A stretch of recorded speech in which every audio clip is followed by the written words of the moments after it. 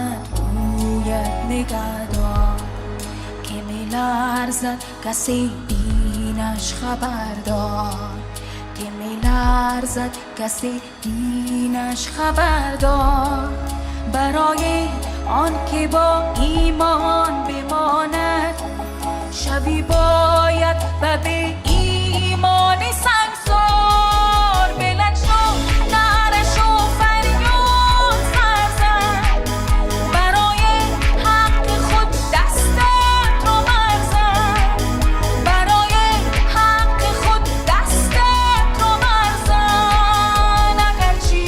خیلی مشکل است لیکن تو میتونی تو میتونی تو ایزن تو میتونی تو میتونی تو ایزن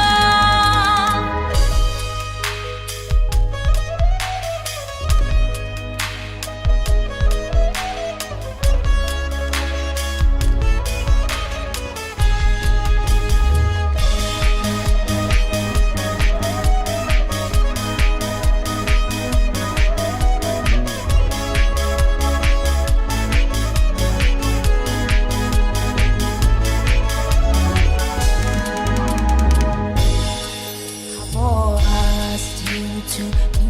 میز آدم جزا زیاد و دهن حق تو را کم و آن که میزند سنگر و نفرت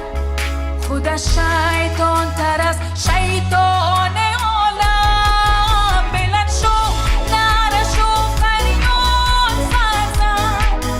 برای حق خود دستت رو برزن برای حق خود دستت رو برزن اگرچه خیلی مشکل است لیکن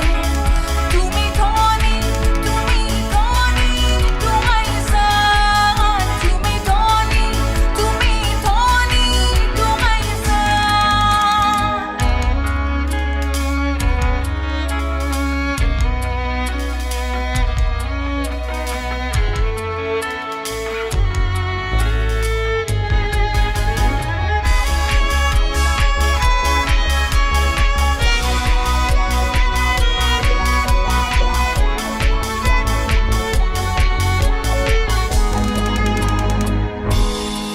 گاهی فرخنده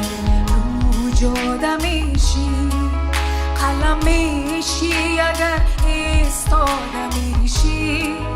گاهی میشی به صحرا سنگ